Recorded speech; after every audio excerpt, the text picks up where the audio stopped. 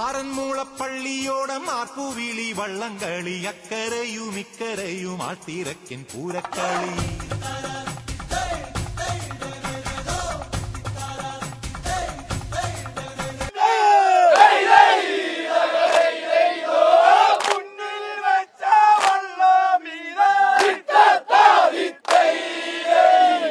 വിവിധ കരകളിൽ നിന്നുള്ള വിശ്വാസത്തിന്റെ പള്ളിയോടങ്ങൾ പമ്പയിൽ നീരണിഞ്ഞ് ഓളങ്ങളെ കീറിമുറിച്ച് ക്ഷേത്ര പരിസരത്ത് എത്തുമ്പോഴാണ് വള്ളസദ്യക്ക് ആചാരപരമായ തുടക്കമാകുന്നത്.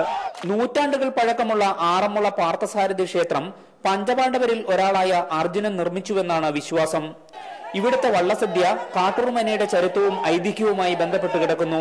പാർത്ഥസാരഥി ക്ഷേത്രത്തിൽ ഓണസദ്യ ഒരുക്കാൻ ഉത്രട്ടാതി ദിനത്തിൽ കാട്ടൂർ മനയിൽ നിന്നും ഓണവിഭവങ്ങളുമായി എത്തുന്ന തിരുവോണത്തോണിക്ക് അകമ്പടി സേവിക്കാനാണ് പള്ളിയോടങ്ങൾ നീറ്റിലിറക്കുന്നത്.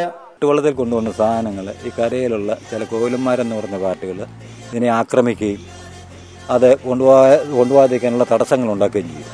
അന്ന് കരക്കാരെല്ലാം കൂടെ രൂപകൽപ്പന ചെയ്ത് ഇതിനൊരു എസ്കോട്ടായിട്ട് ഈ കെട്ടുവെള്ളത്തിൽ കൊണ്ടുവന്ന സാധനങ്ങൾക്ക് ഒരു എസ്കോട്ടായിട്ട് പള്ളിയോടങ്ങൾ എന്നേരം രൂപകൽപ്പന ചെയ്ത് കിഴക്ക് റാന്നി മുതൽ ആറന്മുള വരെയും മാവേലിക്കര മുതൽ കിഴക്കോട്ട് ആറന്മുള വരെയുമുള്ള പമ്പയുടെ ഇരു കരകളിലുമുള്ള ആളുകളാണ് തിരുവോണത്തോണിക്ക് അകമ്പടി സേവിക്കുക.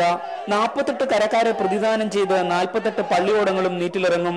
എല്ലാ വർഷവും ജൂലൈ 30 മുതൽ സെപ്റ്റംബർ 2 വരെയാണ് ആചാരപരമായി വള്ളസദ്യ നടക്കുക. വള്ളസദ്യയുമായി ബന്ധപ്പെട്ട് വിവിധ കരക്കാരുടെ പള്ളിയോടങ്ങൾ ഓരോന്നോരോന്നായി നീറ്റിലിറങ്ങുന്നതോടെ ഇനിയുള്ള 2 മാസക്കാലം പമ്പയുടെ ഓളങ്ങളിൽ നിന്നും ആർപ്പുവിളികളും വഞ്ചിപ്പാട്ടിന്റെ ശീലുകളുമാകും മുഴങ്ങിക്കേൾക്കുക. ആറന്മുളയിൽ നിന്നും ക്യാമറമാൻ ജിജോ മോഡിക്കൊപ്പം തങ്കച്ചൻ പീറ്റർ, ഇന്ത്യ വിഷൻ.